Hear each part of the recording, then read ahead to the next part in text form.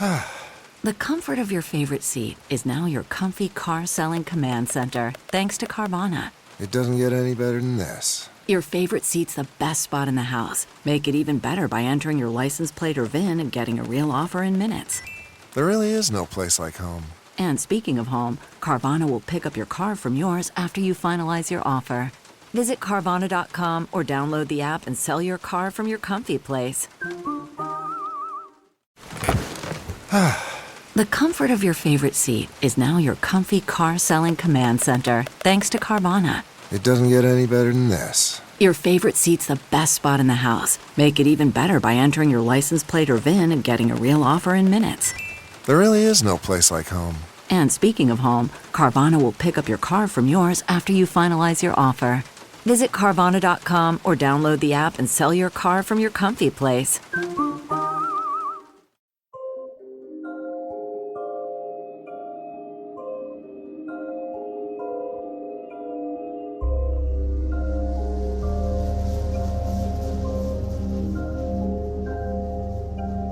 "1893 was the year that the world was to be introduced to an electrified future. This was the year that, for the first time, a World's Fair would be completely illuminated by electric lamps.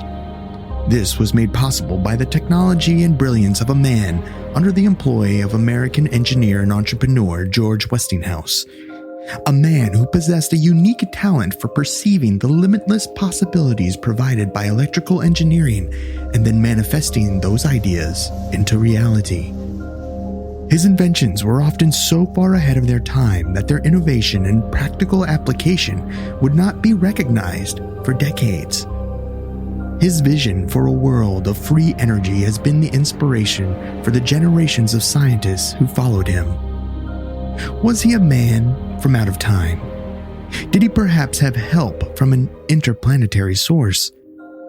This case file join the theorists as they rock down to Electric Avenue and get you high and watch the sparks fly, discussing Nikola Tesla.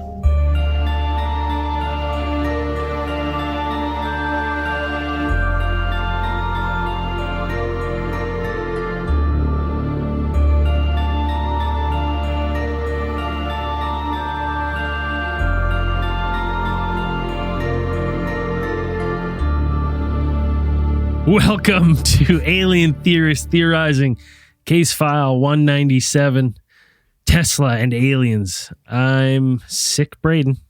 I'm COVID Zell. I'm Healthy Dan. And I'm Healthier Andrew. You motherfuckers. Motherfuckers.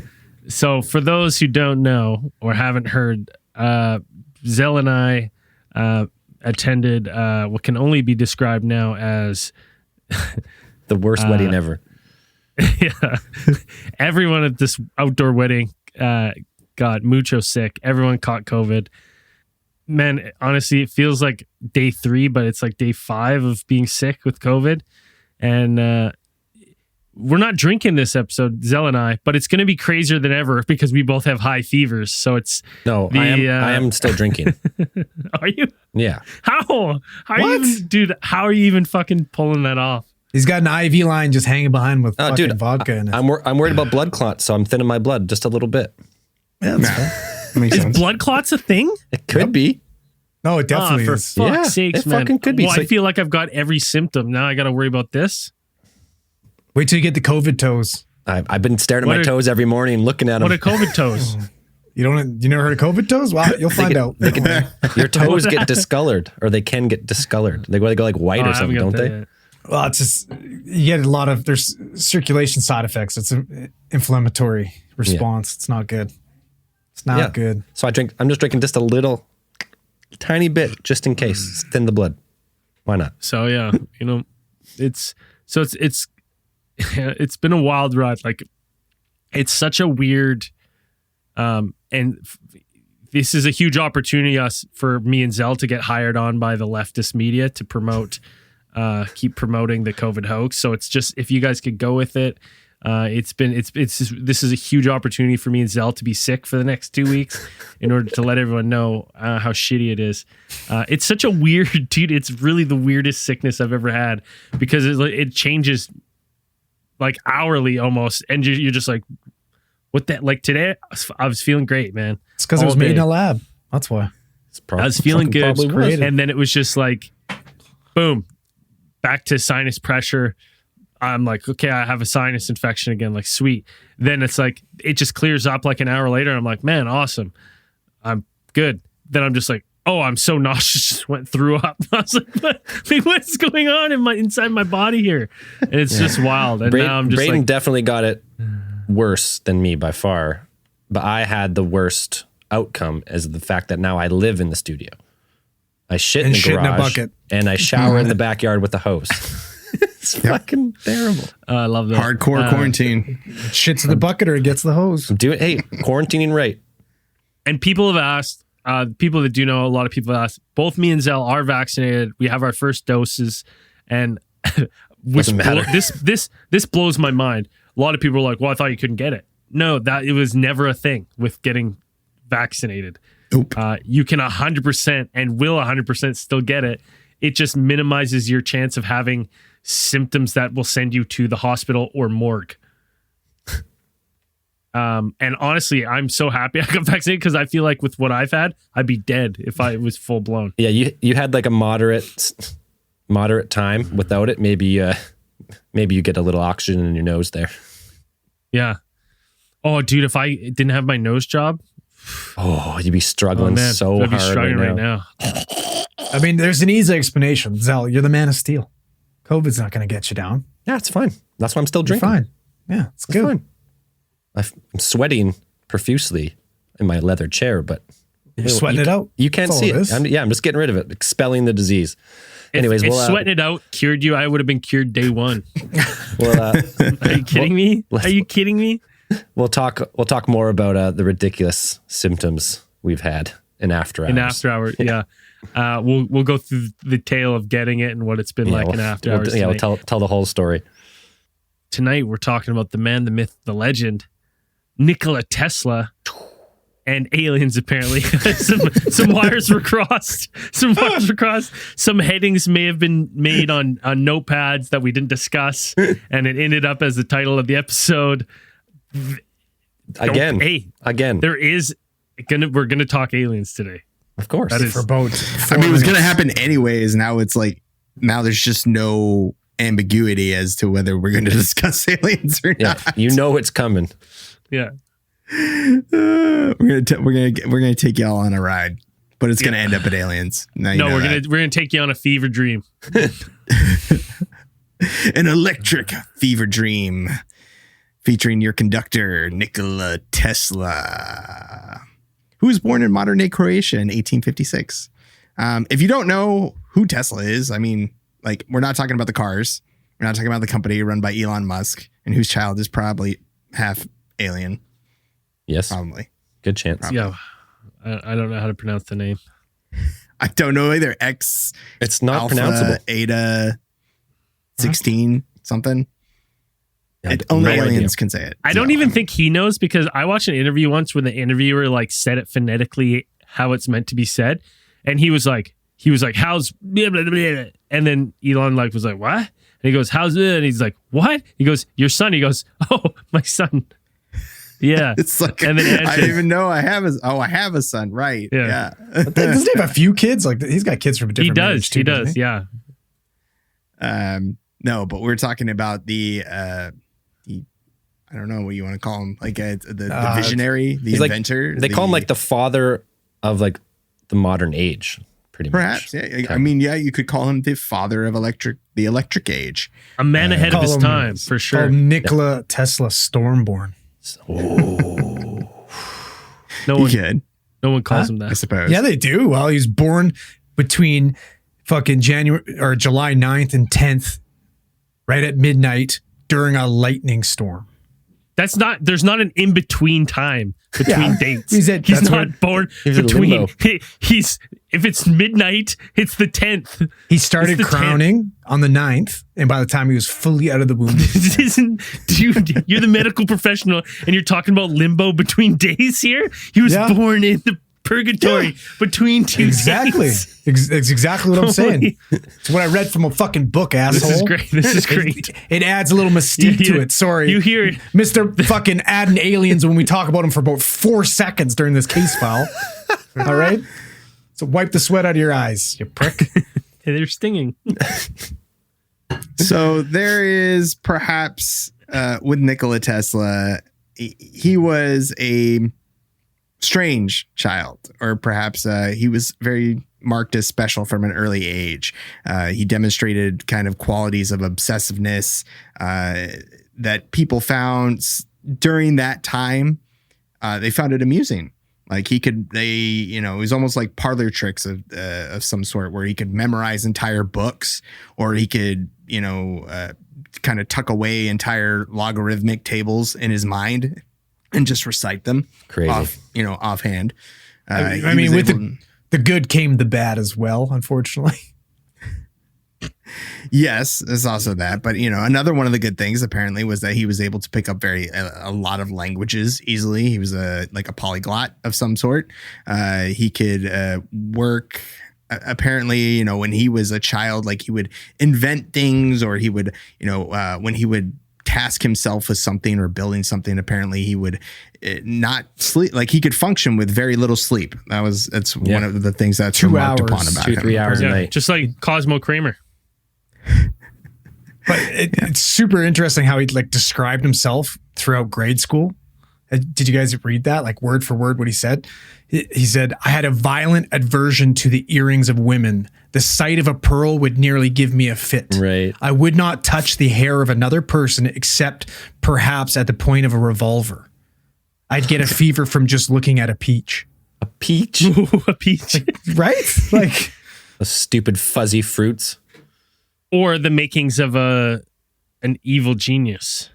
why Right? evil? Because his weakness, a peach, right? Maybe. Right. There it is. Or hair. But it's Or a that's pearl. when we hear those things now, like right way I think I'm like, man, that's some high functioning autism.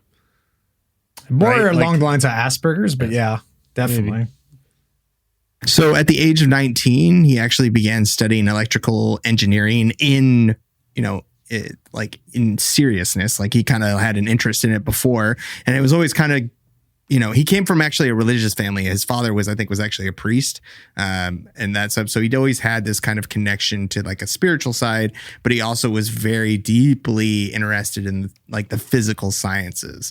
When he went to go study at the Polytechnic Institute at Graz in Austria, he quickly established himself as a star student. Like the professors remarked on his abilities he almost had this uncanny innate understanding of electricity and how it functioned. And He was born during a lightning storm. as he was born during a lightning storm. Between days. Between days in purgatory of the 9th and the 10th of July. And so during the years of his higher education, it's said that he spent just those entire years thinking or conceiving of the idea of electromagnetic fields and a hypothetical motor that could be powered by alternate current, and that could work, and it could possibly hadn't been invented yet, or it hadn't been put into production yet, but he had a good idea of what he wanted to do, and these thoughts were an obsession to him. And you could probably say maybe some of this contributed to some of the things that happened in his life leading up to the point where, rather than finishing his studies, he became a gambling addict. Apparently he lost all his tuition money in this gambling addiction. And then he ended up dropping out of school, and he actually suffered a nervous breakdown at that point.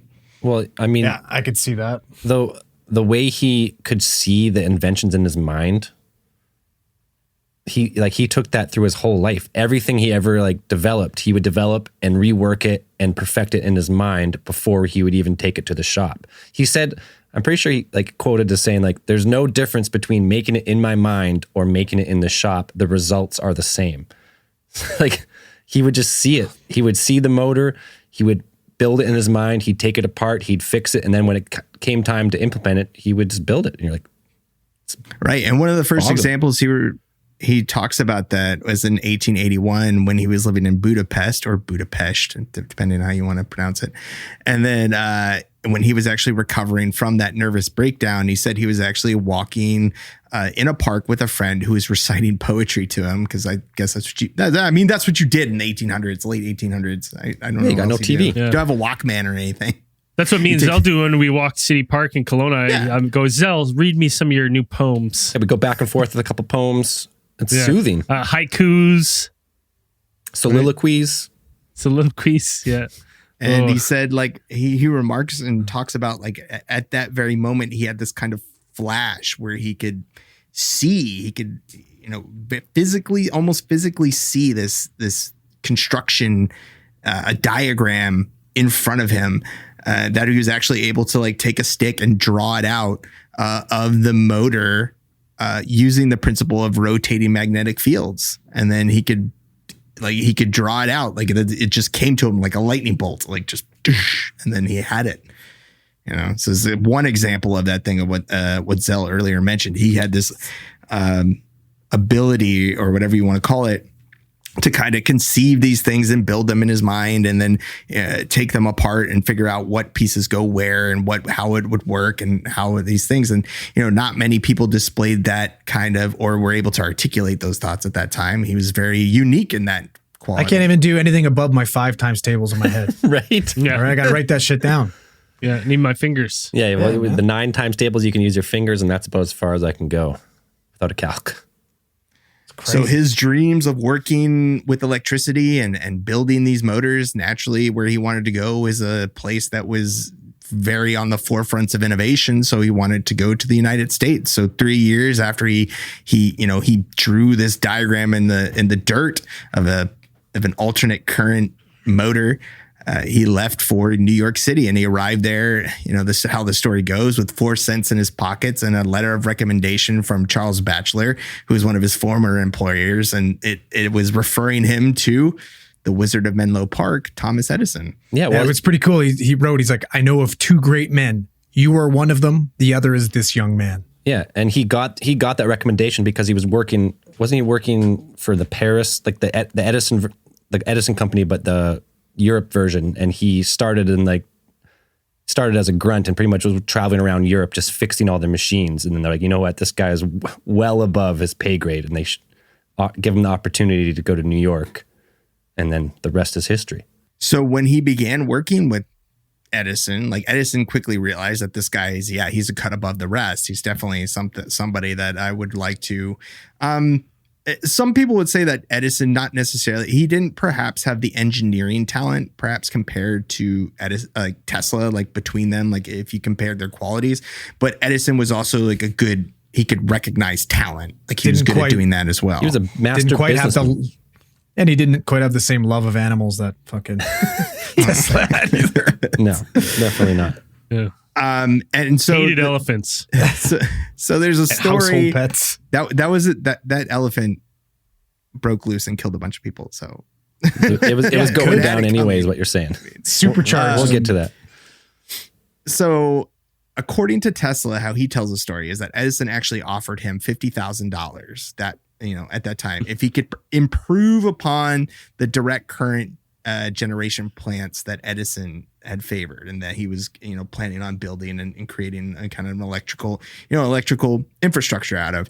And then Tesla said that just in a few months, he was able to inform Edison that he had improved on these motors that Edison was using. Can you give me, I could really use some of that money. He's like, you don't even understand American humor. There's no money. I wasn't going to pay you. It's a joke. Yeah. It's an American joke. You're foreign. You don't understand. I just shafted him. It's funny. It really makes you wonder, at that time, especially, how many of these foreign inventors that immigrated to the States that got taken advantage of in situations like this. Dude, I can imagine. $50,000 back then is equivalent of $1.2 million. That's life-changing money. So he was probably just doing his best work, and then to just be like, ha, it was a joke. Yeah, and then it's like, what are you going to do? What are you going to do about it? Yeah. Thanks for the free labor. 1800. for a foreign worker. So yeah, there's a lot of history between the the competition and the rivalry between Tesla and Edison, but they did, the result is they ended up having a falling out. I don't understand why. No. Sounds like Edison was a pretty funny guy and Tesla just was a stick in the mud. That's what it sounds like to me. Tesla had all these ideas for a new type of power, like to take AC power and use it as power transmission, and Edison wasn't having it, and that was pretty much it. Peace. So Tesla went on to make his own business, and he wanted to make his own way away from, pretty much anyway from Edison, to become a competitor and become someone who was moving on his own ideas. So Tesla went out and got patents for his AC motors and the power systems that would accompany them. And these were, some scientists and engineers would say that these are some of the most valuable inventions since the telephone. Like, again, this is why we would call him the father of the electric age, why most of our power grids run on alternate current, things like that.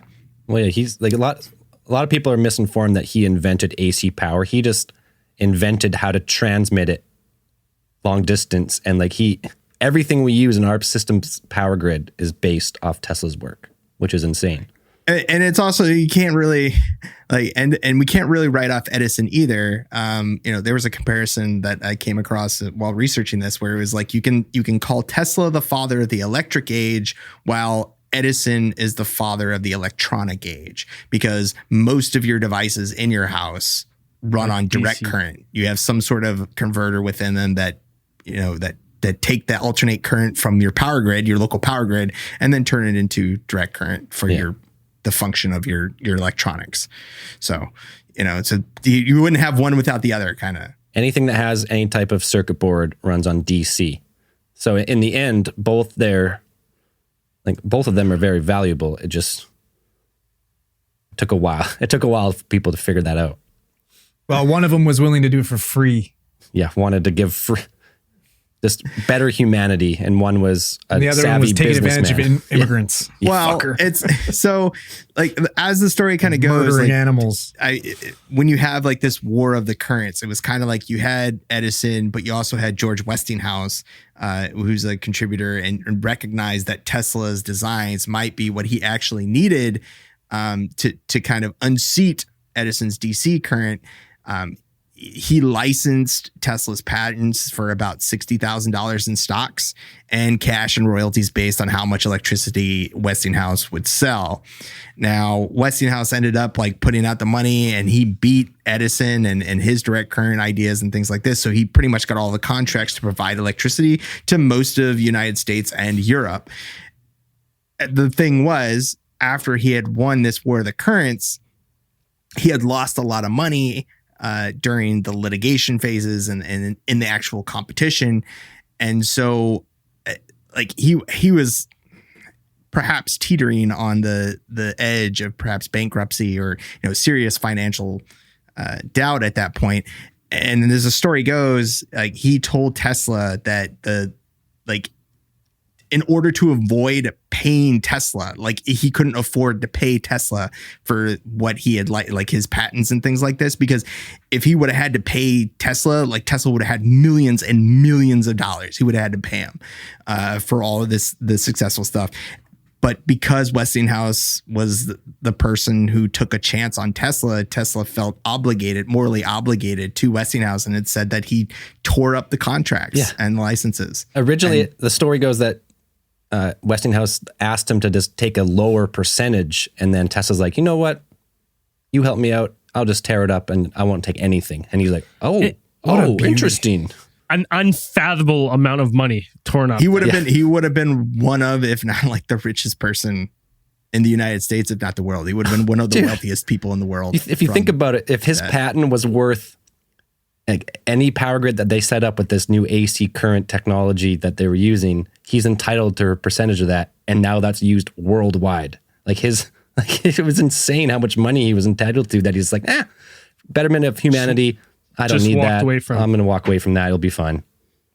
Yeah, it would have been worth, he had already owed Tesla millions in royalties, and then he was going to owe him billions of dollars in the future. And so he we asked him if he wanted to take a lower percentage, and Tesla was like, nope, I don't need that. You know what? Just tear it up. That's bananas. It's crazy. So, I mean, from just this story, Tesla is a genius, but his business acumen never quite up to snuff. Yeah. It's not about the Benjamins, man. Let's help people. So then, now Tesla is, his namesake. You have like the Tesla coil, things like that. And you have other inventions that fall under his name and under the thing or are attributed to him. So you have different ideas that swirl around Tesla. People attribute them to Tesla, and you could perhaps say like some of them he came up with, some of them he kind of borrowed ideas from other scientists of his time, contemporaries and things like this. But a lot of people would, at least give him the advantage, or they'd go ahead and attribute his ideas to leading to new forms of light, such as neon and fluorescent light. So, using gases to electrify and be charged, electrically charged, and you get these new kinds of lights as opposed to using the usual like tungsten, those types of lights and stuff like that. And people would also say he also contributed into the development of X-rays. Yeah. Yeah. And some of his biggest contributions come under like radio. Like, so when he built these Tesla coils, so it's pretty much like these Tesla coils are capable of generating high voltages and frequencies. He made it possible to send and receive radio signals, which in like the 1900s, nobody kind of knew what radio technology was. No, at the point, like, still it hadn't been invented yet. Like, still in World War I, they were still had the radio guy who would drag that wire across the battlefield so you could talk back to your commander. Like there was still wired. They were basically using cups. Radio had not they were using cups and strings. Yeah, pretty much in World War I. Basically, high tech cups and strings. It's true. And so wireless transmission technology became like the big thing in like that just like solid turn of the century right there at 1900. That was what he was trying to invent. But he had different ideas for it. He had different concepts about what it could do. Tesla was, in his time, a visionary. He was very good at kind of articulating his thoughts about what could be done with certain technologies and where it could take us and how is it. Like he was a lot of people would say in that time, I would think you have to be a type of showman as well as like a scientist. Like Edison was known as well. Like a lot of those guys back then, like researching for this, I can imagine it's just like pretty much every electrical engineer is throwing out every idea and making all these large and bold claims about what their technology, what their engines, what their electrical devices could do and where they could take humanity. And Tesla was one of those big idea guys. Mm-hmm. He was like, I can make the world completely different from what you see today. We could have all of these incredible things, and I could do it with this. I could do it with wireless transmission technology. Is what he had the concept and had conceived. And it's good because you look at Tesla's grandstanding and you think of like Stark Industries. He's up there and he's doing all this cool shit and shooting light everywhere. Cue the Final Countdown fucking song like Job. Like it's awesome. It's cool. And then Edison shows up and he's like, hey, that cool shit. Well, look what it does to elephants. Yeah. And just fucking executes, he starts small. He starts with like family pets, fucking cats, dogs, and just literally barbecues them on stage for people like supervillain shit. And then he's like, you want to know you think that's bad? Wait till I bring up this fucking elephant named Tilly or whatever the hell his name was. And he tries to electrically shock an elephant with AC current live on fucking stage. To show everyone how dangerous it is. And all he does is juice up Babar and Babar goes nuts. Like that's how you create a supervillain elephant. What was he fucking thinking? Well, it worked. People were scared of the elephant. Scared of the wrong fucking guy, though. Like they're like, oh, they should be scared of Edison, a guy that's willing to fucking live execute a fucking elephant on stage for you to prove a point. That's fucking terrifying. Yeah. Like that's crazy. And so there is debate, or there had been debate about whether Tesla could be credited with actually invented radio signals. So it was kind of up in the air between him and Guglielmo Marconi about who first kind of invented. What was his first name again? Guglielmo again, please. Guglielmo. Oh no, that's the real name. For some reason, I thought it was Guillermo, and then I just read it again. Guglielmo. I'm like, nope. I might be Guglielmo. Macaroni. Guglielmo macaroni. Yeah, it's a Guglielmo Marconi. And so there is some about like who really created radio first. So at first it was Marconi got credited and seemed to beat Tesla to the punch of actually inventing these, making radio receiving and sending technology actually practical. I would say to be him. But then the courts kind of overturned that later about Tesla, like the U.S. Supreme Court ultimately upheld Tesla's claims, clarifying his role in the invention of the radio. But that wasn't until 1943.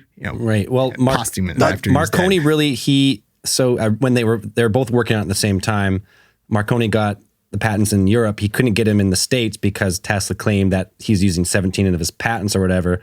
But then the story goes that Edison actually starts backing the lawyers and stuff and overturns the litigation in the States and then brings it over. And that's what allows Marconi to do the first like transatlantic transmission.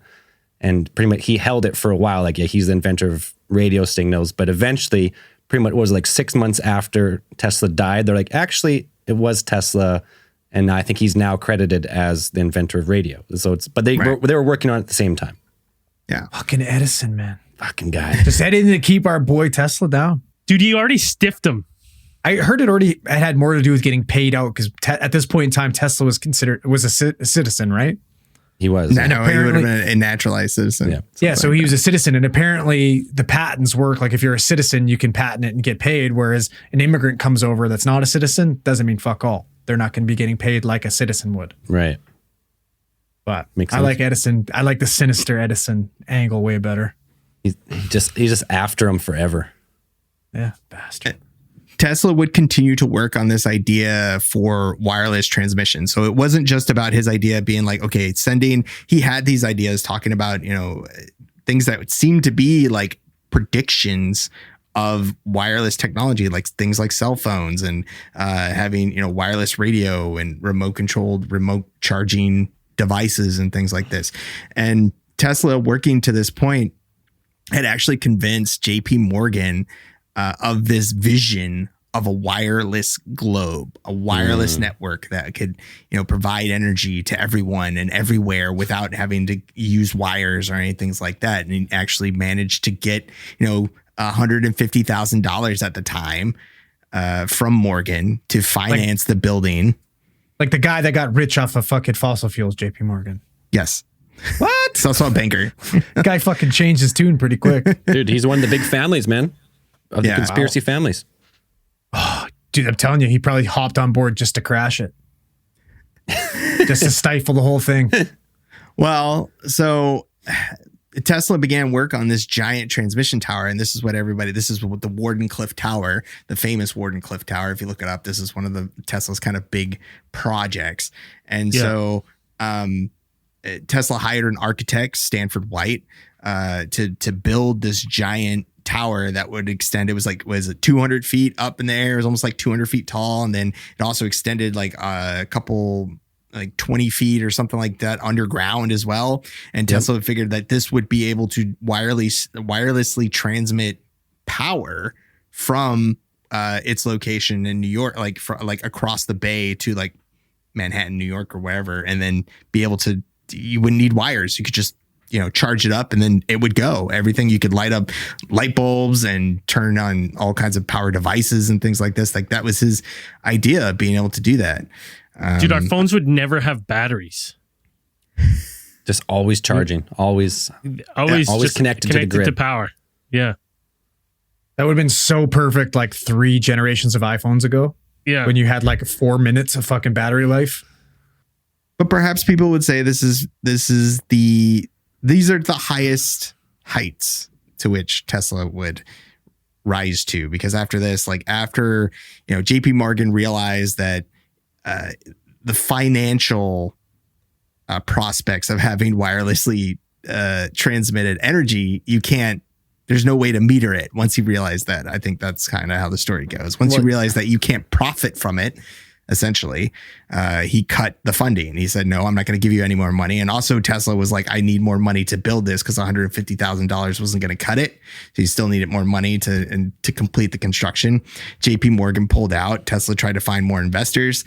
They didn't want to sign on after that. And perhaps JP Morgan or Edison had some hand in that, perhaps, to convince investors not to invest in this, what is essentially a mad scientist dream. I don't think Tesla really sold any idea on how you would recoup the costs, other than changing the world. But, changing the world doesn't.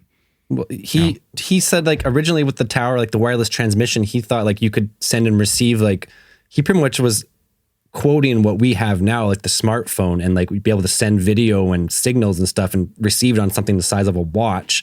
But then also, I think where he lost his investors was like, but also you can have limitless free energy and no one has to pay for anything. And everyone's like, oh, wait. Hey.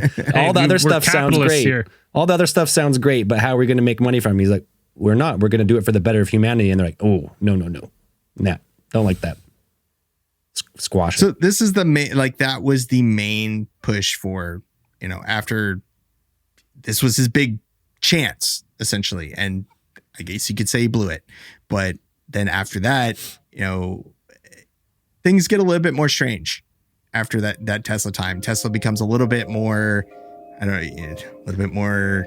Well, yeah, we go from the Nikola Tesla as like the father of like our modern electrical grid and like, X-rays and all the other inventions. He had like over 100 patents and like a bunch of different stuff. And then after this, when he loses the tower, we get into, the end of Tesla's era, when we get pretty wild. But before we get to that, we're going to take a quick beer break and we'll be right back.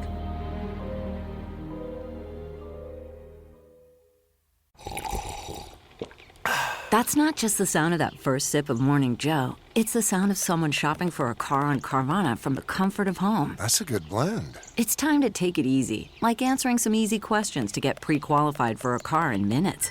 Talk about starting the morning right. Just like customizing your terms so your car fits your budget.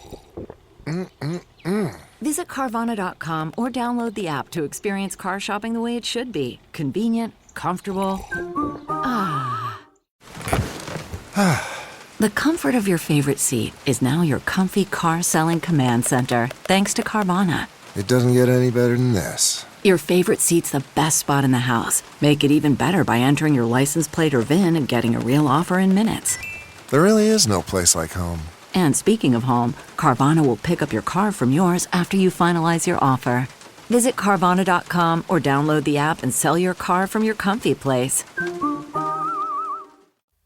One of the most important things that perhaps Tesla ever worked on was the idea for and the concepts and actually practically applying the principles of remote control. At Madison Square Garden at the electrical exhibition of 1898, he actually staged a presentation, which people found fascinating, that it pretty much took them beyond what was generally accepted limitations of technology at the time. And he showcased this heavy steel boat. It was about 4 feet long and like a tank of water. And it was fully radio controlled, wirelessly controlled. He was able to produce signals with a little control and able to control the rudder of the boat and the speed of it and where it was going. And like Tesla kind of envisioned that remote control. The funny thing is like RC cars are going to be huge in the future. Well, kids are going to love them and adults are going to hobby craft them. It's going to be a big industry of its own. Forget AC current. Hobby craft is where it's at. You know how much we can charge for these little parts? The kids ones will be cheap, but the adult ones will be premium. They'll go as fast as real cars. We can make speedboats, sailboats. Helicopters. Planes, miniature everything. I'm envisioning a world. Everyone, it's chaos. People in the streets. So to that point, Helicopters. actually, Trains, model trains would blow up. People will spend hundreds of thousands of dollars creating real railways with miniature trains, and they'll make landmarks. Sorry, Dan. I'm waiting for one more interruption on Dan here. Yeah. So to that point, this actually, this perhaps gives you an insight into kind of the darker side of Tesla's ideas of what his technology could do. He was aware of the military applications of this technology. Specifically, he was envisioning perhaps that this could be applied to radio controlled torpedoes. Like they could use this like during that time, like submarine combat was becoming a reality. And he figured that, if you've had radio controlled torpedoes, that would be something that, any government would try to find and use. And also the fact that he thought that perhaps you could use this radio control to actually not just control like small boats, but you could basically make giant remote controlled floating artillery platforms. Yeah, like he goes from Tony Stark to Howard Stark real quick. I mean, Tony Stark was that too. He was that at the beginning. He's very much Tony Stark, becoming this thing. But a lot of the military demand for a lot of technologies never really materialized. They never were that forward thinking. Like later, when the technology should have stuck with those RC cars. Yep, blew it.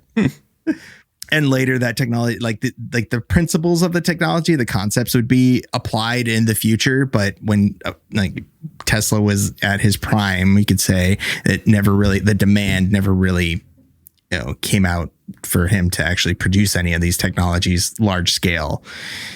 Now there is another, so this is part of the thing where we could talk about he is the father of remote control, but you can also say that in his experiments with radio technology, one of the other important things to come out of it is that his potential contact with a non-terrestrial intelligence. Oh, here we go. What's my brain's waiting for? In 1899, and aliens comes in. Right. In 1899, Tesla was actually spending his time in Colorado Springs, where he was experimenting with high frequency electricity and wireless telegraphy. He picked this area because he wanted to see how electricity and electrical signals could travel through the rarefied air, the at higher altitudes and kind of figure out how it would work there. And now Tesla was saying that at one point during these experiments, he actually picked up some peculiar radio signals, and he believed that these signals were extraterrestrial in origin. So he's quoted as saying that the changes I noted were taking place periodically and with such a clear suggestion of number and order that they were not traceable to any cause known to me. I was familiar, of course, with such electrical disturbances as are produced by the sun, aurora borealis, and earth currents, and I was sure as I could be of any fact that these variations were due to none of these causes. And that was from Collier's Weekly, which was an American magazine at the time. It just popped into my head. You know what? Like when I was first looking into this, I was like, man, this is very interesting. They did this. And I'm like, could he have been potentially talking to aliens? But what just popped into my head now is it kind of sounds like he may have discovered fast radio bursts. He's the first FRB guy? Yeah, ever, right? Because he's like, they're periodic. This is weird because that's I never even put this together before. But how he's describing this is like the first articles we would read of fast radio bursts 5 years ago, right? It's like we're getting these weird pulsating signals. We don't know what they are, and now we know that certain stars can give them off, right? We've learned a lot about them since then. But if he's may have discovered these in 1899, right? It's unbelievable. Now, didn't he say that these signals, like they were like mathematical in nature, like they were like 1, 2, 3, 4 or something? He thought. Well, he was saying that there were at least like a repeating signal of like 3 fast dots, like dot three. dot, and then 3, like dot dot 3. dot. So he's waiting. 3. Everyone knows Three. dot dot dot means something's coming. And there are a number of theories, like Braden said, perhaps, fast radio bursts could probably be thrown in there, but there are a couple of other theories of what it possibly could have been. Aliens. Or, you can just say it's aliens, and that's fine too. That's what he said. I think he also pinned it on Mars as probably the most likely culprit. Yep. Like that's what a lot of people say, is that he was believing that he was picking up transmissions from some civilization that was on Mars. And this was still a very kind of real possibility. And it was still not a possibility, but it was like an idea or a dream or whatever, that there was a civilization on Mars. We hadn't explored Mars. There was still the rumor of canals on Mars. So there was still the concept of this perhaps like a fallen civilization that is collapsed on Mars. Something had happened due to some terrible cataclysm. The themes of that were prevalent throughout, pulp novels and things like that, which were still prevalent during the day. And so that was kind of the idea that kind of popped out of that. That was like, perhaps, it's just like today, like we like when we get fast radio bursts, everybody's like, it's aliens. Yeah, it could be though. And then it could be, and it could be aliens. And then there's scientists that say that, well, there's a good chance that it's something else. Some quasars aliens, or pulsars. Yeah. It could swamp be gas, aliens, but it's a little bit more likely that it's these things, but it still could be aliens. So, ball lightning. So yeah, but this was on his mind, was like he had, he credited himself as perhaps, he thought of himself as being the first person to ever have really communicated or received communication from an extraterrestrial intelligence, which is in itself pretty awesome. Like it's pretty exciting. Like even if it wasn't aliens from Mars, just the fact that he was able to get signals from outside, that came from outside of Earth's atmosphere.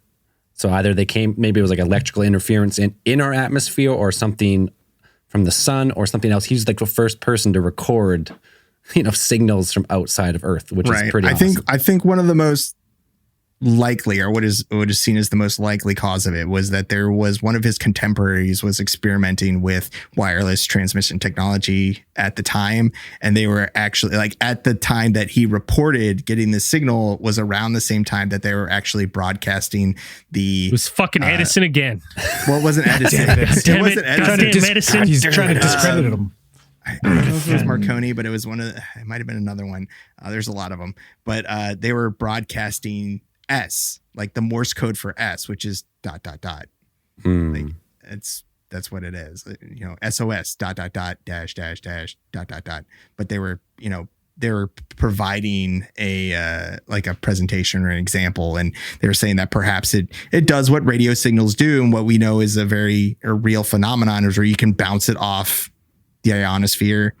Like you can bounce off radio, like you can bounce radio off the atmosphere and then bounce back down. And they're saying that that's perhaps what pretty conveniently timed. Sounds like a cover up to me. Yeah, sure. Sounds like an easy out. Yeah. Yeah. I mean, the much simpler and acceptable explanation is that it was Mars. Aliens. So, Martians. Right. Yeah. This is called Tesla and aliens. So, I mean, yeah. You gotta get it in there. So he also had some really unique ideas and forward thinking concepts when it came to like imaging technology. Like we mentioned before, he is attributed with having important developments in X-rays. One of his ideas was that he could actually produce images directly from your retina based on what you were thinking. So he had this kind of idea that he put forth in an article that was published in the Kansas City Journal Post in September of 1933. And he told reporters of being able to photograph thought. Kind of similar, kind of like the Montauk like Project. Yeah, that's exactly what I was thinking. Right? Too. It's almost like they were fucking around with these same ideas that Tesla was thinking about in the Montauk and then from the Philadelphia experiment, right? It's weird to hear this, because then you're like, well, this is exactly what's kind of being described. Where did they get that technology from?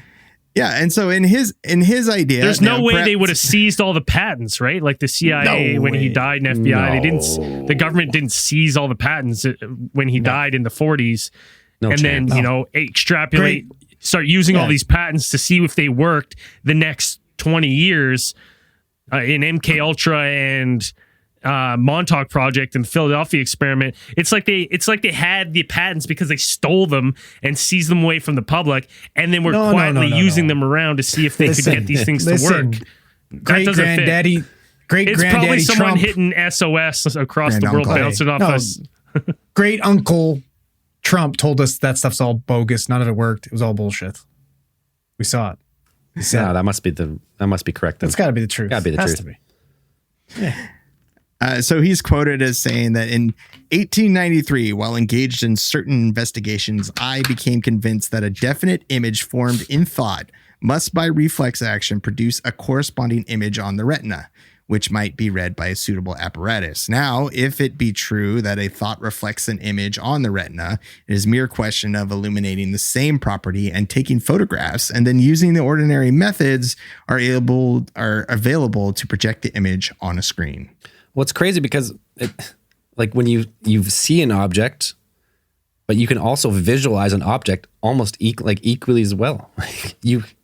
So I guess that's what he's thinking. Like, okay, in your mind, you can think of an object and therefore it must be projected on the retina. And if it's projected on the retina, we should be able to transcribe that onto a screen, I guess is what he's thinking. So like I could think, I'm having a dream. I wake up and I'm like, I could picture that dream. I could scan my retina and it could be projected onto a screen, I guess is what he's going for here. Yeah. Exactly that's his like idea. what Nickel describes, right? Him and fucking the Montauk. other guy in Montauk. Well, I mean, later you would have to do it. Yeah. I mean, none of that's actually how vision works, but the light stuff does, but not like putting stuff on a retina. That's when you think about it, that doesn't really work. But that's his thinking here. We do have similar technology today, which works on a different principles where it takes it takes certain algorithms and applies them to the different parts of the brain and signals that are transmitted throughout the brain to certain parts of the brain. And computer programs can translate that into rough images. And you've seen reports of it. You can look up news articles about scientists working with that kind of technology where you can produce like an image of what people are thinking about when they see something. So, I mean, it's not like he wasn't far off. Again, it's a pretty cool, he was thinking about this stuff before anybody else. So it's kind of neat, but some of the principles and, foundational concepts are kind of out of whack, but he's still there. Just still pretty neat. That's neat.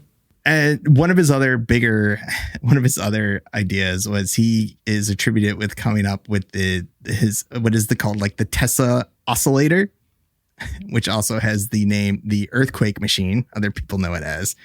And so in 1896, Tesla was working on oscillations, which were going to be used for energy transfer. And I guess the idea was to create a steam-powered oscillator that could create certain and various frequencies and whatever. And so he came, while he was working with this, he became aware that if the frequency matched a certain resonance frequency of an object, that device, a receiving device, could transform the mechanical oscillations back into electrical current. Right. So this thing would vibrate like up and down through steam power. If you got the resonant frequency right of whatever you're trying to get, say you're trying to do stone or concrete, you could then capture the resonant frequency bouncing back off that into electrical current and then produce power is what he's going for pretty much. Right. And so the story goes that in 1898, he actually managed to oscillate, like while he was working with this machine, this apparatus, to oscillate his entire laboratory. That the oscillation, the frequency that it was running at, it ended up, we know about this principle of like, it's like sympathetic resonance.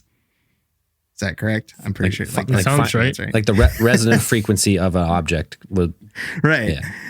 And so, like, it's just kind of like this self-sustaining, self-amplifying phenomenon where you resonate at a certain frequency, and then you could potentially bring something down or disintegrate. Well, it's the same. That's kind of the idea. It's the same concept as like an opera singer shattering a glass. You find the frequency of that glass, and you sustain your energy from your voice, and eventually, the resonant frequency will like pretty much cascade out of control, and the thing will shatter. In a small scale in a glass, it's possible, but then you got to upscale the energy output to do that with any type of building or anything. But that Think about weaponizing that. exactly right, like directed energy. Whoa. So yeah, some people think they have and used it, Yeah. right? Well, that's one of the prevailing theories of, the alternate theories of the collapse of the towers on 9/11, is that they had some type of device either on a ship or in space or something. The theories go wild. The planes hit, exploded, but then this resonant frequency, as goes the theories of the internet, actually brought down buildings, and they contribute that back to Tesla's earthquake machine.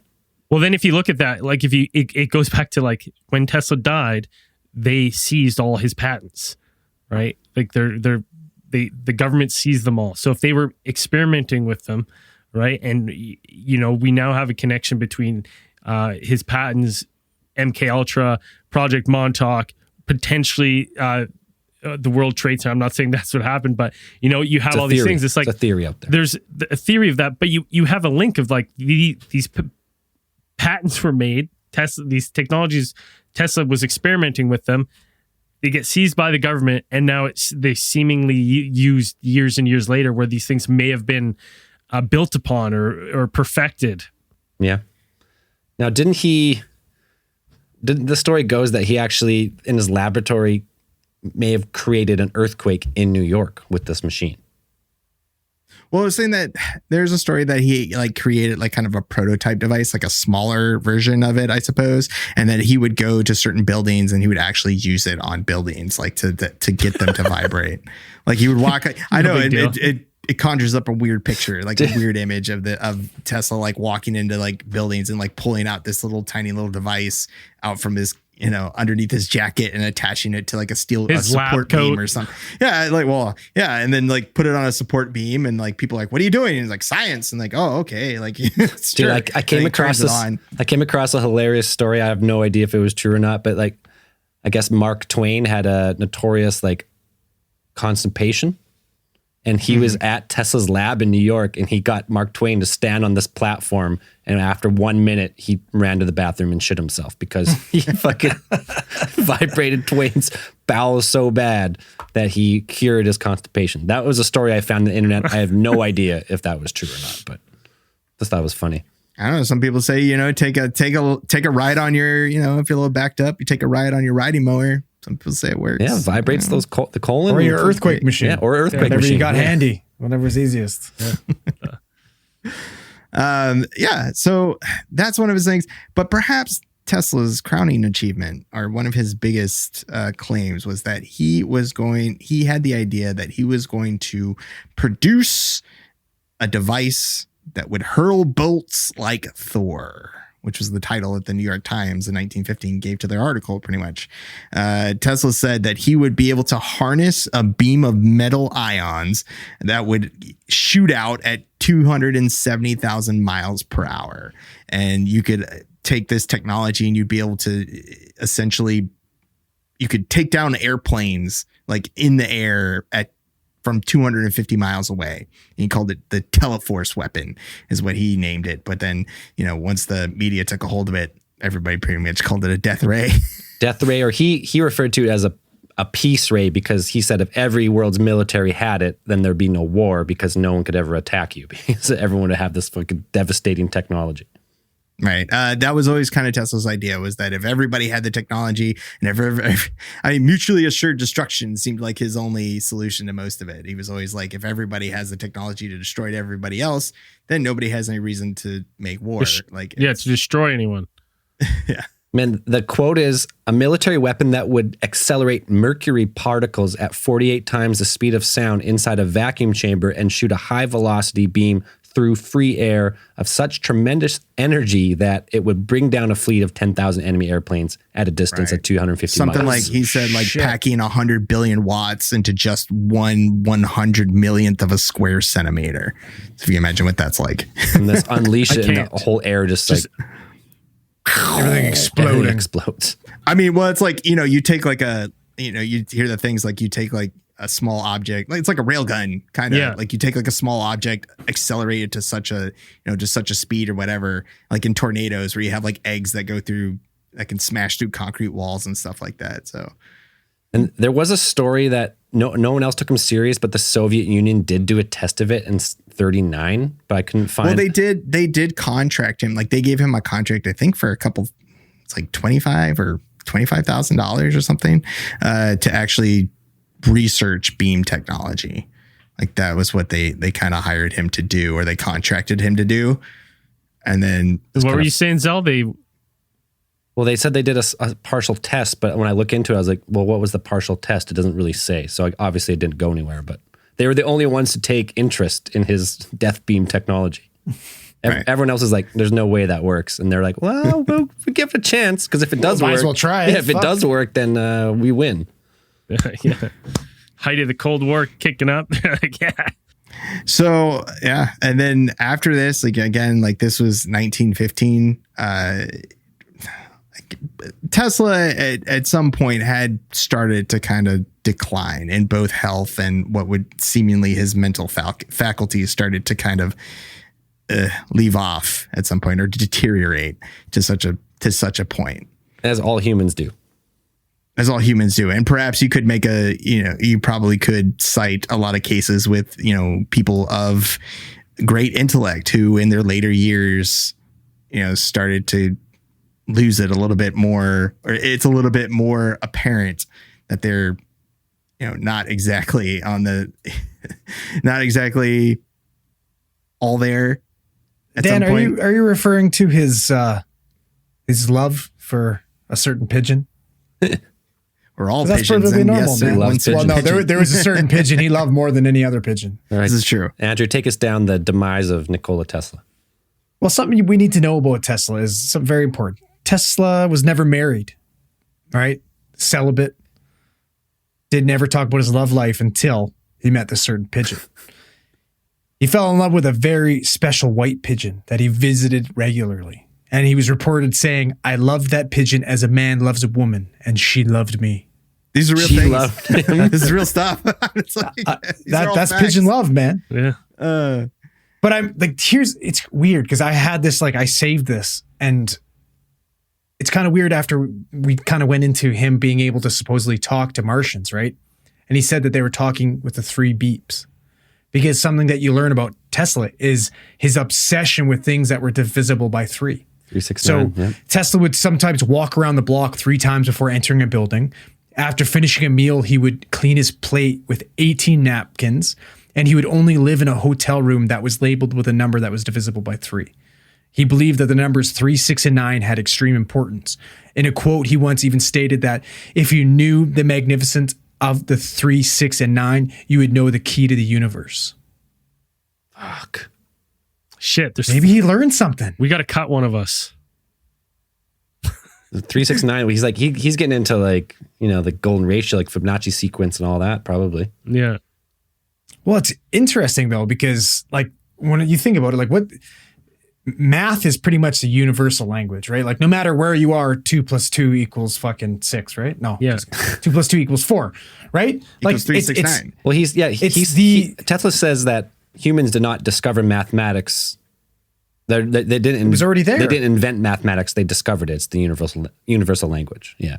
Well, and it's the truth though. Like that's the one thing. Like if you could talk to aliens or something like that, that's the one thing that we'd be on the same wavelength with, right? That's the one thing on this planet that every nationality, every language all uses the same numbers. Like we all use the same code of that. And maybe with his ability to, like his genius in math, maybe he was tapping into something that nobody else could. Maybe he was right. Maybe there's some type. What was that shit we talked about before? There were it's like a Akashic or Kashik record or something like that. Yeah. Maybe he's able to tap into that type of shit with his ability with math. Like maybe he's onto something, boys. Maybe.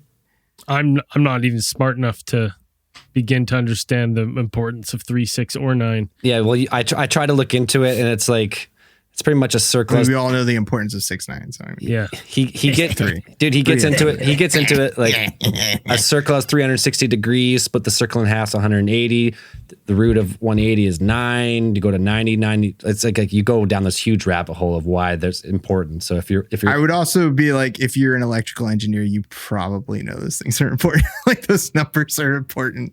If you're designing, like electrical mechanisms and mechanical things, I think you'd probably want to know that kind of stuff.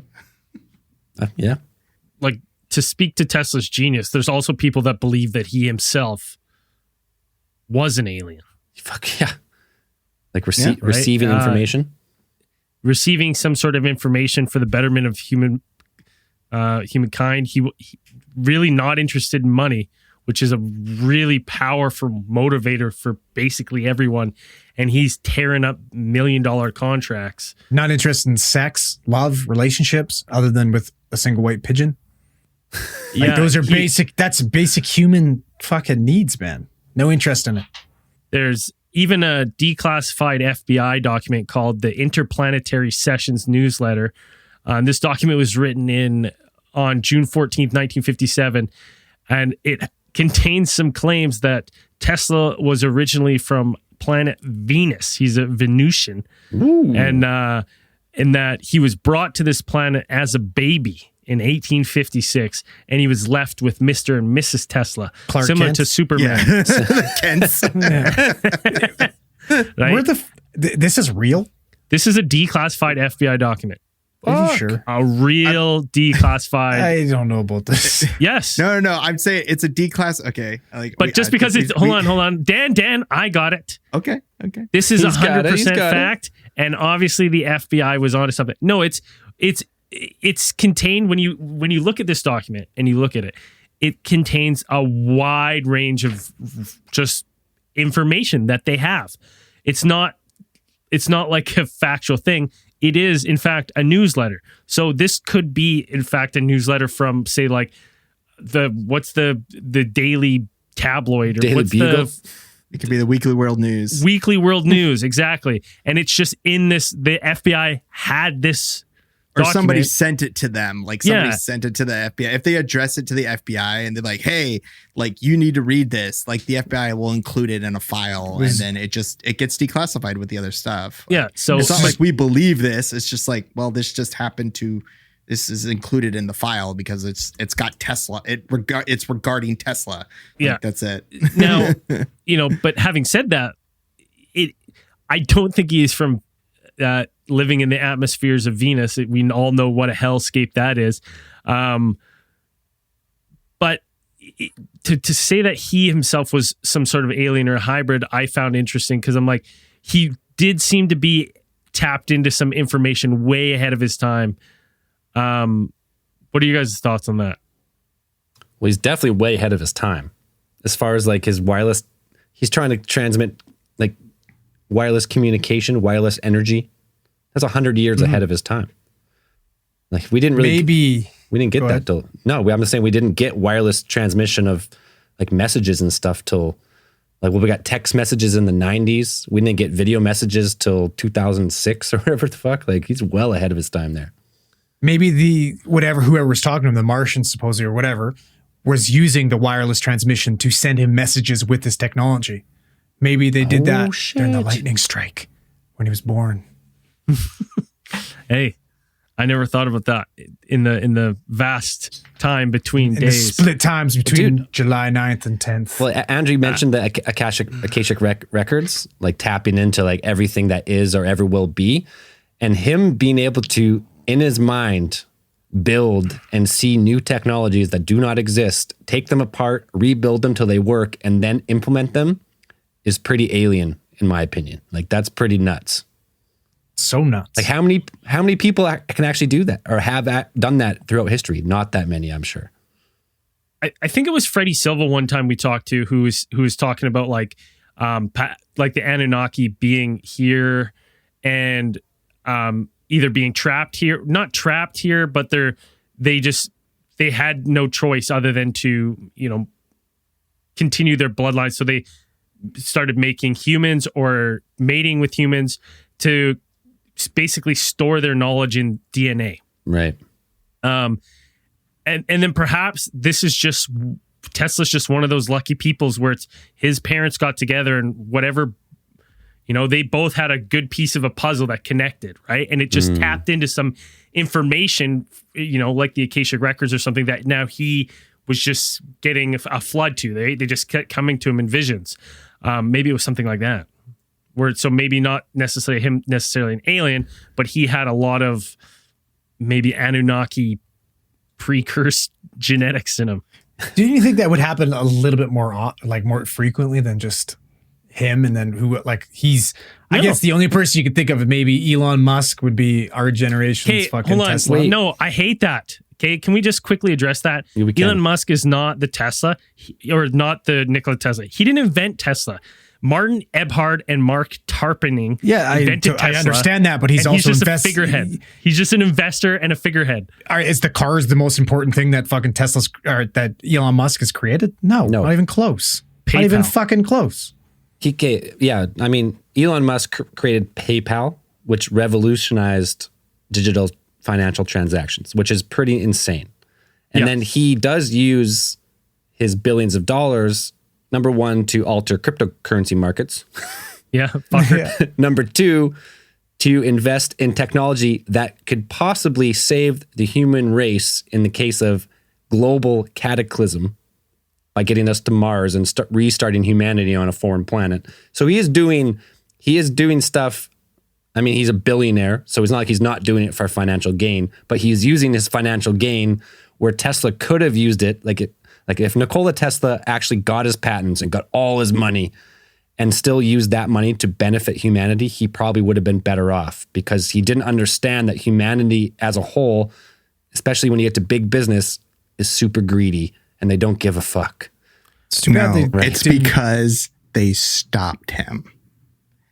When he originally was contacted by aliens on Mars, I like this. They ended up controlling him. Or they probably didn't even control him. They probably offered him something. They probably offered him the knowledge and the secrets that he wanted to fuel his imagination and his dreams of building a new world of tomorrow. They probably dangled this idea in front of him and they said, look, we can help you. We can help you unlock the secrets of the universe. We can help you make your entire vision of the future come true. We can make it a reality. So he started building. This is after he received the messages in the 1800s. So when he was working at Colorado Springs, he actually did receive a message back then. So then he goes to the World Expo in the early 1900s, 1899 or whatever. He goes to the World Expo in France. Right there, he goes and meets with people like Gustave Eiffel, things like that, who build the Eiffel Tower. Eiffel Tower, large metal tower in the middle of Paris, one of the most populous cities in the entire world, probably one of the most influential, culturally advanced, and it's also in the forefront of science at the time. And then what happened in the early 1900s as well? Tunguska. A boom. Tunguska Adventure. A boom. What was it, 1912 or something, wasn't it? It's the early 1900s, before 1910 or something, 1903, I want to say, or 1908. You could be right. Tesla might have been still in Europe at that point. He got something from there. 1908. The aliens sent him 1908 something. Tunguska. Yeah, the plans for the Tesla sauce. No, the orb. Yes. Or the orb. Tesla orb. The Tesla orb. So he got this new orb. He takes control of this. It gives him the ideas that be wireless transmission of technology is possible because he needed some kind of exotic material because putting up that much energy out wasn't possible at that time. The amount of energy that he would have needed to kind of produce an entire wireless transmission technology infrastructure across the entire world, some kind of intercontinental web of electrical charging stations, these things. He wasn't going to be able to do that with the technology they had back then. He needed at least some type of exotic material or superconductor of some type that wasn't exist anywhere in science of the day. So he picked something up there. They sent something to him. Got his hands on that. And he started building what he was his, Wardenclyffe Tower. He was going to start building that. But once they figured out that he wasn't going to, that was going to be applied not just for wireless energy transmission for humans, it was going to be the foundation of what the extraterrestrials were going to use when they came to Earth. They were going to be able, why? Because like, why would you waste your time having to build your technology, which is probably already established in things like you have the technology that works on these principles. Why would you build it yourself when you can just have the people of Earth build I like it for that. you? And then you just come and now your ships are powered when you get here. Everything's working for Everything's you. already set up for you. Yeah, as soon as you land. All you had to do is indoctrinate one guy. I like that. That's all you had to do. Speaking of the But Tunguska event, Edison realized our savior, that this was going to happen, right? Convinced JP Morgan to pull out his funding, stop Tesla at that turn. And then they kept an eye on him until then. Every time he tried to build some new thing, investment fell out, struck out, didn't want to follow him. All I'm saying is like they wanted to keep an eye on him. And that's why they took all his patents and stuff at the end. They're just like keeping an eye on him. hey, so Interesting. with the I like that. Tunguska event, another theory is that was potentially an accidental discharge of the death ray by Tesla. Oh, I kind of forgot about that. But now that we're talking about him, it kind of makes sense that like, say he fired something up in New York and it blasted Russia, like the force of Russia. And he's like, that did something. I don't know what. And then you hear about the Tunguska event and he puts it together. He's like, I did that. He lets the Russians know like, hey, I have this idea for this peace ray. You've seen it work. And they're like, no, we haven't. He goes, Tunguska, I did that. And they're like, okay, well, now we're interested. And that's why they bring him to see bring him to Russia to do some tests or whatnot. But I like your theory. He was possessed by some foreign, other He could have been realm. controlled either like by that or they actually took control of him. Who knows? Like he could have been a conduit. He could have been possessed by some malign intelligence that perhaps infiltrated him and, his mind and the way that it worked. He just hooked up. Like it just became a doorway in which something, once you open that doorway, stuff can come out, but you can't put stuff back in. You can't close the door. Pandora's box. I like that. I like it. I like it a lot. Andrew, what are you thinking? I think I already kind of touched on it. I think maybe he was tapping in a little something that nobody else is able to do. How? Why? I have no idea. It's so hard to fathom that there are people that are the exact same species as us that are able to do these things. And I'm lucky that I can get up out of bed and fucking put my pants on and function as a human being. Somehow. Like it just blows my mind. And then the other crazy thing too is like you look at some of the things he struggled with, right? Like, did he have OCD? Did he have Very Asperger's? human element of Right. life he struggled with. Well, that's the thing though. Like you think about it, like what happens if Tesla was born, 100, 200 years before he was? He wouldn't have, unfortunately probably wouldn't have amounted to anything, right? He wouldn't have been able to function in a society like that. But since he had certain luxuries and stuff like that, he was able to flourish and be an amazing inventor and everything like that. And it's just nuts to me that just, through random occurrence, this guy was able to create everything that he did, even with the hardships that he had to go through. Like, it's just, it's cool to theorize on all the crazy ways that he could have got this information and all that. But at the same time too, it's like, how fucking cool is it that somebody like, the four of us, most likely like Dan, was able to fucking do those type of things and come up with that shit. Mm-hmm. It's pretty amazing. Or he was the first attempt from the future to try to fix the problems of Earth, because we all know where we're heading right now. The Earth's warming. We've got mass capitalism, just consumption running wild. Maybe this was some sort of expedition from people in the future sending preemptively sending information back to try to make a change. Because when you look at that moment in history where you have Edison and Tesla, it does feel like there's a big fork in the road where society could have went at this moment in time, right? Some sort of free energy, right? And Tesla was very aware that like how much we were consuming and hurting the earth even back then. So part of me wonders is like, was this some sort of effort from us of like, we were sending like these electrical impulses back through time to this person in order to try to change history.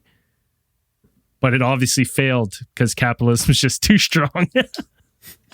Capitalism is too strong. Now, I mean, we kind of give final thoughts, but we're not going to. Instead, this week, we're going to say, what do you guys think? What are your thoughts on Nikola Tesla? You can leave a message on any of our socials. Instagram is best. Facebook sucks, but Facebook group is great. So if you're in the Facebook group, or Twitter, we do check Twitter. Let us know. Let us know your thoughts, final thoughts and theory on Nikola Tesla. Was he an alien? Was he just a godsend human? Was he just a man before his time? Let us know. We're running a little long, but there's a whole podcast dedicated to the life of Nikola Tesla. So if you want to learn more, there's no shortage of places to look. You know, he's the father of our modern energy grid. So just at that, the guy is worth looking into. So it's pretty awesome. What's going on over there, Andrew? What do you got the fucking Andrew? Phone up there? What are you doing? Huh? What? You're just like reading your phone on the stream.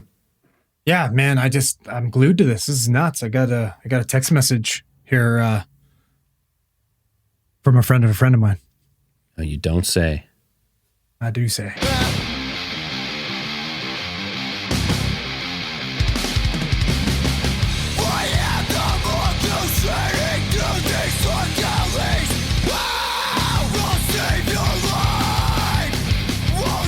Mongoose file, baby. Woo! Obviously, at the beginning of these things, like we know, it's happened to a friend of mine, but it's easier to say in the first person. Everyone watching the live stream just saw him reading the message. Big one, like fucking 6 pages here, boys. Long one. So stick with me here. All right. So this certain event happened. Nice early morning, let's say around 7:30, 8 a.m. in a nice, beautiful interior city, summertime. Somewhat like an interior town, like, I don't know, like something like a Kamloops or maybe even a Kelowna would be a good, picture that in your head. Nice, small Canadian city. Which is easy because it's our hometown. Would suit, no problem. Convenient, right? Yeah. Convenient. So this call comes in 7:30, 8 in the morning. Finish the first coffee, feeling okay, feeling a little groggy though. Dispatch code 3 to this apartment building for erratic and bizarre behavior. Notes say screaming, yelling, banging, not answering door. Odd. So in these type of calls, they'll send you code 3, which is light and sirens, preemptively because it's bizarre. We don't know what's going on. Might as well get there quick. But since they don't know exactly what's happening behind the scenes, they will send the code 5s with you. Now the code 5s, police. Right. So in this instance, let's picture maybe the RCMP would be a good, mental image for you. So we proceed to roll to the scene. Code 3. You see neighbors standing outside of the door, and you can hear the screaming, the banging, the crashing, and you're like, "Oh, it's fucking something's going on in there." Okay, weird. So the RCMP tell everybody, beat it, back up, go in your houses, close your doors. Nothing to see here. We look at the RCMP. I'm like, what's going on? Like, what are you gonna knock on the door? What are you gonna do? The cops are like, yeah. Start banging on the door. There's 2 of them. No answer. Cops start banging louder. And you're like, oh, this is fucking weird. You gotta kind of get the heebie-jeebies, right? Ugh. Door opens. And then within like seconds, you see both members, hand on their hip, darting back and kind of just both spread away. And you're like, holy shit, right? Like instant panic. And then the most bizarre thing happens. This stream of fire shoots through the fucking doorway. Fuck. And both cops fucking disperse on either end of this hallway, sprinting away. And I'm like, with me and my partner are looking at it, we got our jump kit, we got our O2, we got all our equipment because we don't know what the fuck's going on. And just kind of like Craig, on Friday, everybody's just like lunging back, like, oh shit, right? And both cops disperse, and this guy steps out into the hallway with a can of fucking WD-40 and a lighter and just starts spraying fucking fire back and forth. One of the cops pulls out his taser, plugs the guy, 2 prongs, boom, right in the middle of his chest. And all I can say is just, in the best Tony Montana impression, say hello to my little friend, and starts spraying them again with fire. Doesn't even phase him? Didn't even, completely unfucking phased. Backs up, pulls the prongs out, slams his fucking door. So everybody's kind of like, what the fuck's going on? We all kind of reconvene in the hallway. Cops are like, you guys get the fuck out of here. Go outside. We're standing up here. So we kind of congregate outside. By the time we get outside, all of a sudden you start hearing fucking fire alarms just going off. Fire alarms screaming. And from this guy's on the 3rd floor. And all you can hear is windows open, 3rd floor, fucking Rammstein, Du Hast starts pounding from this guy's fucking apartment. Du hast nicht. Du hast nicht gefragt. So, anyways, so we're all standing outside being like, what the fuck is going on? The fire department rolls. They throw up a ladder, climb up the ladder to get a better view what's going on, and bring the fucking 1.5 inch with them. Just don't know if they're going to try and put this fire out. The fire department go up, start sliding down the ladder right away. They're like, the guy lunged at us with a fucking knife. So, really not sure what to do. Police decide to dispatch the ERT team because they're like, we're not breaching the door. This guy's got a fucking rap sheet a mile long. He's got registered weapons. Like, we're not getting in there. We're sending in ERT. Fire department, now, the ERT, the emergency response team. Oh, okay. So, the fire department climb back up the ladders with their hose and start spraying at the guy, trying to fucking knock him on his ass so the police can breach if they knock him down. And the fire department come back down. They're like, we can't even get a shot of this guy. He's like stabbing at us through the window. They're like, he's walking around in his ginch with the fucking WD-40 and the lighter, lighting his apartment on fire. Jesus. So they've evacuated this entire apartment. Everybody's getting the fuck out. And by this time, there's smoke billowing everywhere. 10, 15 minutes later, where I'm working, the ERT team, they all show up individually. They all travel individually. They're not like, they don't travel as a unit. They're dispatched from different areas. Right. So they're slowly kind of showing up and getting suited up and getting ready to go. And we get there and they're like, yeah, we don't have our medic. Like we're trying to figure out. So they go up to our, incident scene commander and like, what's going, we don't have a medic. Do you guys have anybody that are trained with TECCC? Like, you guys have anybody, people that are trained TAC medics? Luckily, our friend of a friend has that training. Our friend of a friend did this fucking job in the beginning to hopefully work with as a fucking tactical medic on an ERT team. Right. This is our friend of a friend's fucking moment. This is it. Like, final countdown is playing in his fucking head. He's ready to go. Countdown. So he's fucking pumped, right? So you set the stage, get suited up. The game brings all of his equipment. No other medics are going in with him. He's going by himself. He's trailing in. He's not allowed breaching the room with them, but he's following in behind. They're going to call him in when it's safe. We walk into the foyer now of this building that we were once in, not even half an hour later. And the fucking alarms are going crazy. The place reeks of fucking CS spray. There is smoke billowing down the fucking hallways. We can't take the elevator. The elevator's dead. So you go to open the fucking door to get to the stairs, and there's water rushing it down it, just like that fucking ride at Universal Studios. Like, water's just pounding down the fucking stairs. So you're like running up behind these TAC guys. Get in. All of the guys are lined up on the fucking hallway getting ready. They're like, hey, yeah, you stand back, yelling, like getting ready, doing fucking hand signals. We're talking Rainbow Six shit. Like, everybody's getting pumped. Guy looks at me like, are you ready to go? Are you ready to go? I'm filling my fucking pants right now with shit, but whatever, I'm ready. This is my moment. As he's looking at me saying, are you ready to go? 2 RCMP members that have been watching the fucking door come running out with a dude in handcuffs, covered from head to toe in blood.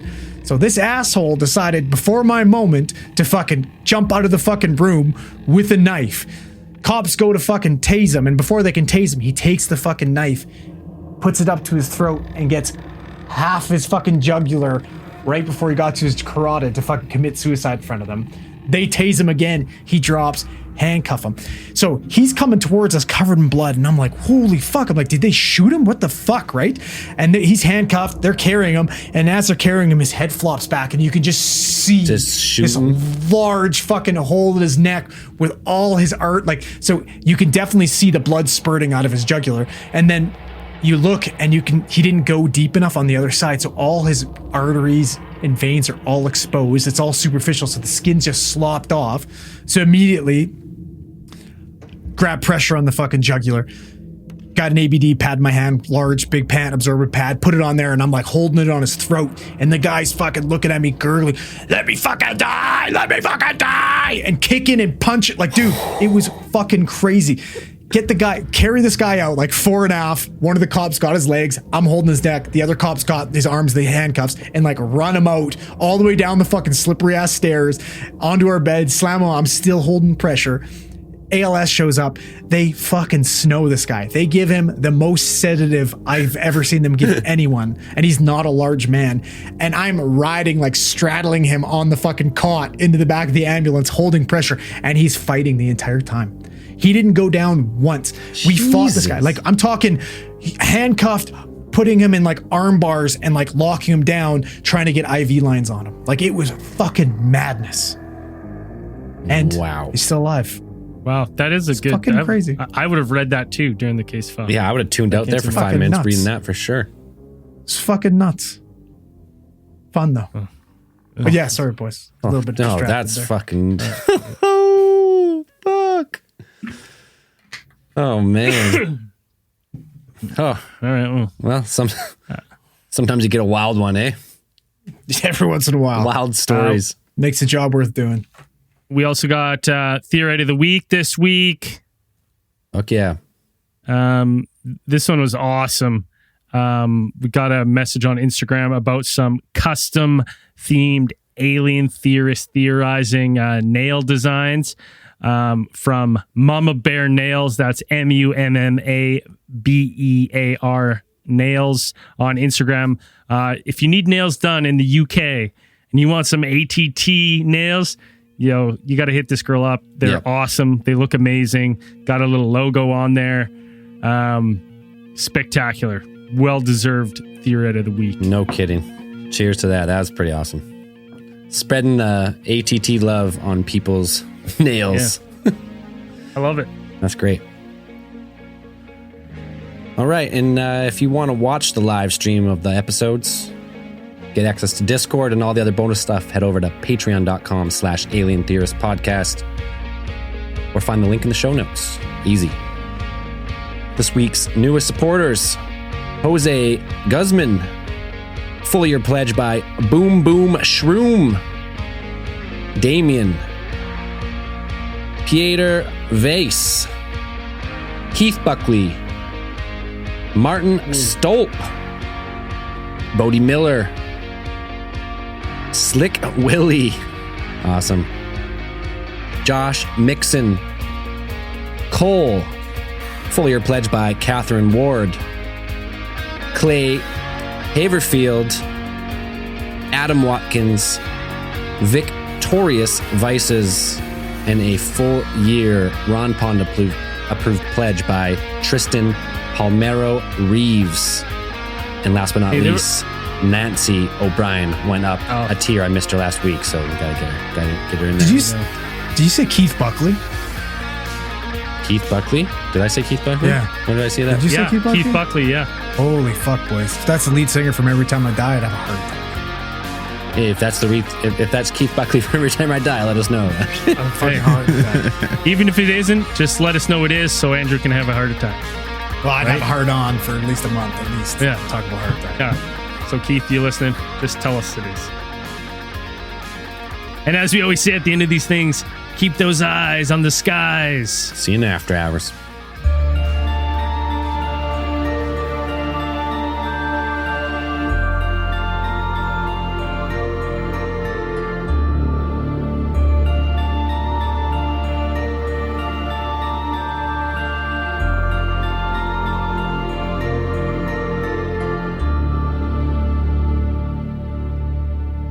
That was fun. We kept it at a good length for how much info about Tesla there is on the internet. It's amazing. It's too much. There's too much stuff. There's too much out there. People are like, do Nikola Tesla. I'm like, that's like a 6-part episode. Like honestly, that's like a 6. Dude, I went looking. Like Zell said, there's entire podcasts. I went looking about the for guy and his episodes. legacy. Like it's what? I went looking for podcast episodes about Nikola Tesla, and I was like, oh, there's full series of 50 episodes about this guy. I was like, okay, we're never gonna get through all of it. It was impossible. And it's like, do you guys, like, again, yeah, when we started this, I was just like, I think everybody just wants us to write just like Tesla fan fiction. Like, Dan, there's plenty of that. Hey, Dan, I want more of that Dan that came up with that amazing all that stuff theory. that was all plots from sci-fi novels. They're like 2 HP Lovecraft stories and like Atomic Robo. I want plagiarist Dan every week. I swear to God, every time we do some like tech conspiracy thing and it's like about these people, I'm like, that's an HP Lovecraft story. It's all HP Lovecraft stories. Okay, let's talk about our COVID experience here. So, we had an outdoor wedding. There wasn't 25 people, right? I was supposed to be the MC of this wedding.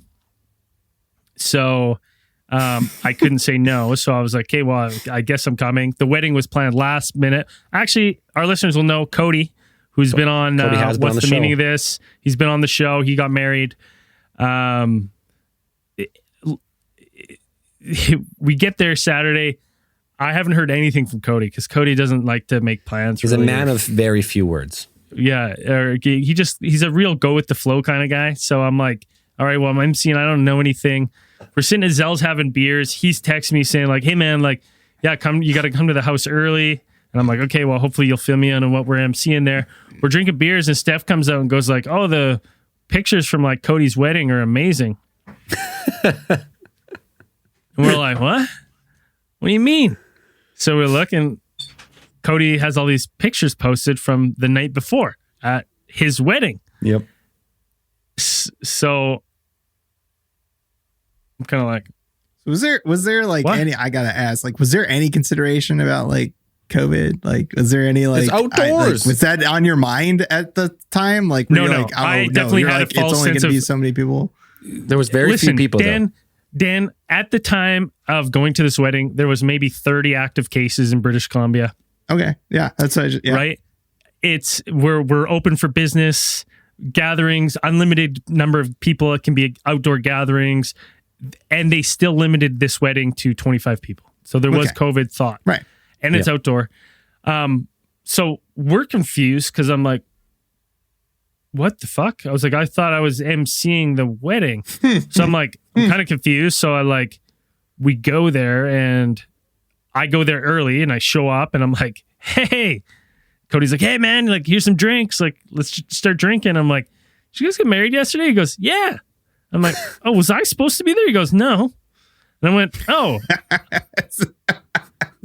No. I was like, well, I thought I was emceeing. He goes, oh yeah. When we get up to the reception tonight, you're just gonna announce us coming in. That's not even MC. No, it's not. So I'm like, he does not understand the concept of what an MC is. Yeah. So I feel a little better because I'm off the hook because I'm like, man, I didn't know any information. So I'm like, okay, well, that's easy. I can do that. So then I'm like, all right, like you needed me here 3 hours before the party to be there. What's going on, buddy? And he's like, yeah, we got to load some bins in. I'm like, oh, okay, shit. We're going to be fucking loading everything up, right? That's why I need my help. All good. I need somebody to move stuff. It's all good. So I'm like, all right, well, let's do this. And we go downstairs. Everything's already loaded. There's just one cooler that needed to be put in the car. So I put it in the car. And then we just drank.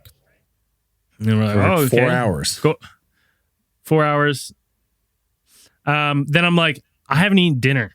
So I'm sitting around. I'm like, hey, Cody, like, and meanwhile, Zell and the rest of the people that are coming that are drinking at Zell's have given me specific instructions. Let us know what the fuck's going on because no one knows what's happening. Nobody knows. No one knows what's happening. So I'm there starving. And I'm just looking around. I'm like, so I just like, hey, Cody, like, are we just going to eat when we get up there? And he goes, no. I go, what? What, dude? And he goes, no. There's no food. And I'm like, oh, okay. It's 4 o'clock. I'm like, it's like 4 o'clock. So I like text Zell and Miss Conspiracy. I'm like, boys, do yourselves a favor right now. Go get food. There's not going to be food up there. Holy fuck. Like, go get some food. Bring me some food. I'm dying. Yeah, do you want some sushi? We'll bring you some sushi. Yeah. And so then I'm sitting there, right? We're having some beers and Cody's like, yeah, there's a cash bar up there. I'm like, Cody, this wedding, which is just the reception, starts in an hour. and you haven't told anyone there's a cash bar there. So I was like, I brought my own drinks. I know Zell and stuff had started buying. I'm like, they're like, yeah, we got a cash bar up there. I'm like, is there a debit? He goes, no, it's just cash. I'm like, dude, no one's going to have cash on them up there. Like, no one. And then Cody just goes, whatever, we'll just do it for tips. Whatever they want to pay. I'm like, dude, no one's going to have any cash or anything to tip. You got to put your email up there so people can e-transfer you something. He's like, oh shit, that's a good idea. They're like fucking writes an email up there. I'm like, dude, this is classic Cody. So we go up there. Reception's fun. They come in. They play the wedding games. They all got dressed up again, even though the only thing was half the fucking bride and groom party were fucking smashed from the night before. So they're so low energy and like still hungover, or so I thought. Right. So, yeah. Yeah, of course it was the hangover. That's what it right. was. Well, that's what that everyone. That's what we all sucks. thought. That's what I thought. Everyone in that house was dying of hangovers. Right? They're like, holy fuck, last night was wrecked me. Oh, I'm fucking wrecked. Oh, and I'm like, holy fuck. Well, all right, yeah, you guys partied last night, so we all go up there. Man, that sunset is gorgeous. Grill, patio, sunset. Hard to get better than that. Unless you're browsing Carvana's inventory while you soak it all in. Oh, burger time. So sit back, get comfortable. Carvana's got thousands of cars under $20,000 just waiting for you. I could stay here forever. Carvana, where car buying meets comfort, meets convenience. Download the app or visit Carvana.com today. The comfort of your favorite seat is now your comfy car selling command center, thanks to Carvana. It doesn't get any better than this. Your favorite seat's the best spot in the house. Make it even better by entering your license plate or VIN and getting a real offer in minutes. There really is no place like home. And speaking of home, Carvana will pick up your car from yours after you finalize your offer. Visit Carvana.com or download the app and sell your car from your comfy place.